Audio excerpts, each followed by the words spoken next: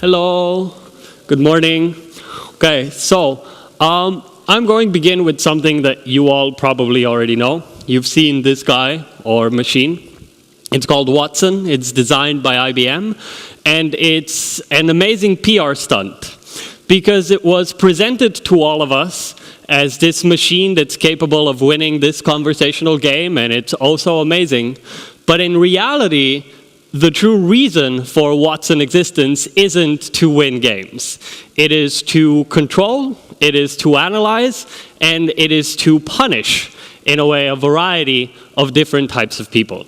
So when you try to buy Watson, when IBM tries to sell it to you as a company, this is what they're offering to you. So it's not a thing that's capable of having a conversation with you. It's not a thing that's capable of playing a game with you.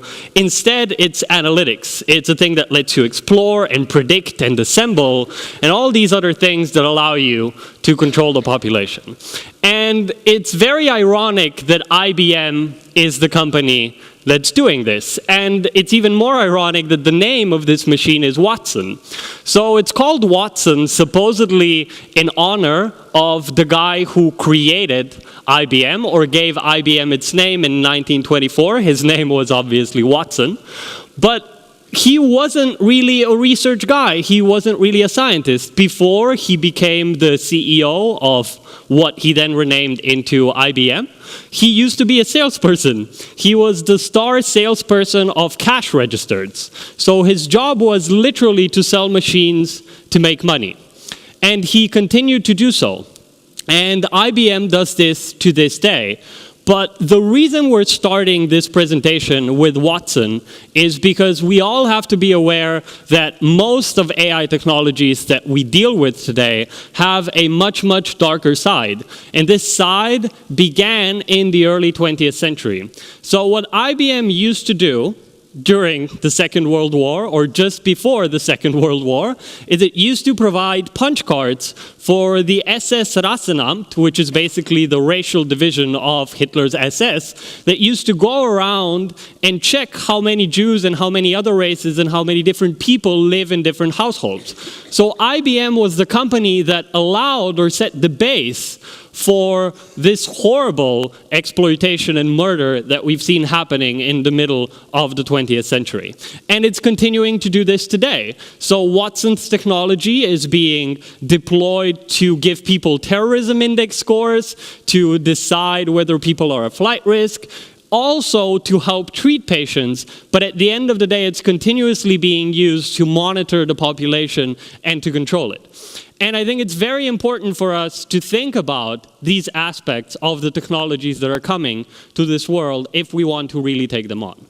But in order for us to look at these things in a little more detail, we first have to stop at the theme of this day, or of this batch of presentation, which is supposedly human dignity, or dignity itself. And we can think about dignity in a variety of different ways, but philosophers used to think about it in terms of something that's uniquely human. So because we as human beings have the ability to be empathetic towards each other, to have autonomous choices that we can make, so that we're able to relate to one another because we can make rational choices, that is something that gives us dignity. And whatever sort of action that takes away or violates all of these properties that we have, we would call those actions as something that destroys or violates our dignity. So putting prisoners in solitary confinement is something that violates human dignity because it takes away all of these possibilities that humans can take part in. But the human in my presentation is in brackets, because what I also want you to think about, since we're going to talk about artificial intelligence and all the things that come out of it, that dignity isn't necessarily a human-only thing. We can think about animals as having dignity, or some higher primates even having human-like dignity.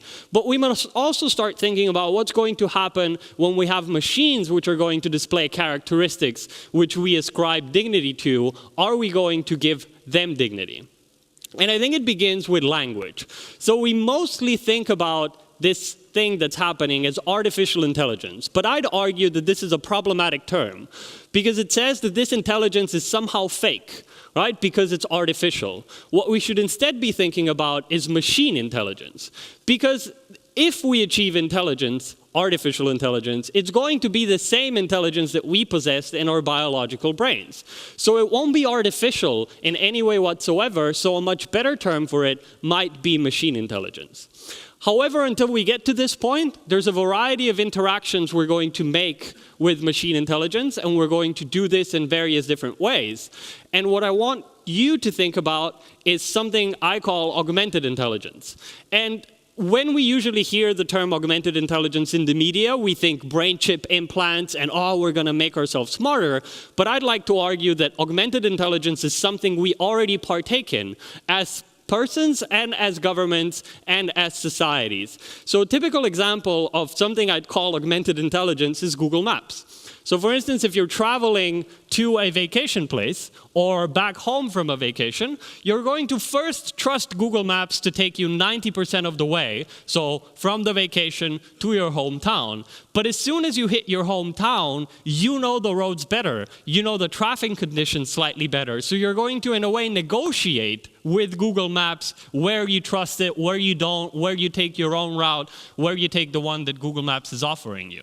So most of the interactions that we have with machine intelligence today and in the foreseeable future are going to take the form of augmented intelligence. And what I'm interested in this presentation at least, is how does this augmented intelligence function in relation to government services? How does it function in relation to democratic institutions? And unfortunately, though, I think that the biggest perspective that is brought to us is one of attack vectors. So when governments use machine intelligence or make augmented intelligent decisions, they are usually used to track people or to attack them or to attack their dignity. And I want to talk about a couple of those attack vectors in the beginning. So the first one I want to take a look at is the visual one. And there's a lot of material on this slide, so let's take it step by step. The first two pictures, the one in the top left and in the middle, on the top are by an artist called Adam Harvey. And I invite you all to check out his work. Basically, all of my presentation could feature his work. The first one here on the top left is his experiment where he asked the questions, can I use fashion to undermine computer vision algorithms? So he designed haircuts and makeup styles that would make machines be unable to recognize a human's face when we're walking around the room. The second one, Hyperface, is a scarf that has a print that tricks the machine into thinking there's 100 different faces around your neck, so it becomes much harder for the machine to recognize you. Now, the necessity of these mitigation mechanisms is what I think is most important here, right? The fact that the government is setting with augmented intelligence and with machine intelligence certain new ways of tracking us, new ways of engaging us, in a way taking away our dignity in many different ways. And this is why we have the top left picture, which is just a random photo from a random webcam that I took. It's a shop in Tel Aviv in Israel, and it's widely accessible to anyone. And I think what's important for us to think about when we think about machine intelligence is that it allows control on a much larger scale. So even though these cameras have been public for years and years, it would take too much work for human beings to track them by hand or by eye. If we now use machine intelligence to do that for us, we can widen the scope of what we're exactly tracking. And I think that's highly problematic. And it's highly problematic because of the way engineers approach this problem. And if we look at the left part of the bottom left part of this presentation, the text says, cross-scene crowd counting is a challenging task. So basically looking at a crowd and counting how many people are there and are they a security risk. Where no laborious data annotation is required for counting people in new target surveillance crowd scenes unseen in the training set. The performance of the most exciting crowd counting method drops significantly when they are applied to an unseen scene. To address this problem, we propose. So the view of what is problematic in terms of software engineers right now is the efficiency of these tracking mechanisms, which I would argue is problematic in itself, because we should look for problems in the way governments and societies can use these tracking mechanisms to look at what people are doing. So for instance, if we look at a different way of thinking about these problems, It says, emotion AI places itself as an algorithmic lens on our digital artifacts and real-time interactions, creating the illusion of a new objective class of data. So emotional AI is something that's currently being developed. And the problem with that is, for instance, that there's wide-ranging visual data already available, and we now have algorithms that are able to discern people's emotional state based on their posture, their face, or if you want to think about Facebook, based on which like emoji you choose. Facebook is able to build an emotional profile of your activity on Facebook. Are you emotionally balanced? Are you slightly depressed? All of these have implications for governments that are quite long-ranging. Now, the second attack vector that I like to talk about is the location one. Here on the left, what you see is what Google knows about my location in the past year. So these are all the places that I've been to. What's important here, though, is that this isn't raw data. These are all decisions an artificially intelligent or a machine intelligence made. So this isn't all the geospatial data that Google collected about me. These are places that I visited, right? So a machine decided that these are places that I've went to and stayed there and made a thing there, which is a much more valuable data resource than simply my location. And I think all of us can imagine what governments are able to do with that. On the top right-hand corner, what you're going to see are the Wi-Fi spots in New York, which we can use to predict where people are going. And on the right-hand bottom side, what you see is another one of Adam Harvey's projects, which is basically a Wi-Fi spoofer that when you use it, it shows you that you are in the Ecuadorian embassy in London, right? Because whatever signal comes from there, we know that it's probably Julian Assange. And when a government has a wide range of data available to them, they can use these to track people and control them. Now, what's important here is the way in which we use these machine intelligence algorithms, and the way we use augmented intelligence. And there's 3 steps to this process. First, we get the data, then the machine makes a prediction, and then someone makes a decision.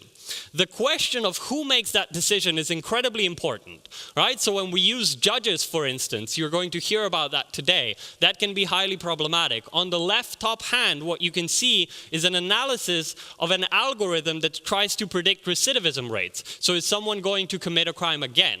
And what's interesting here is that these algorithms are so powerful that even though this algorithm is racist, right? It produces racist consequences, and then we say, okay, we're just going to remove race as a signal. We're not going to tell them what race the suspect is.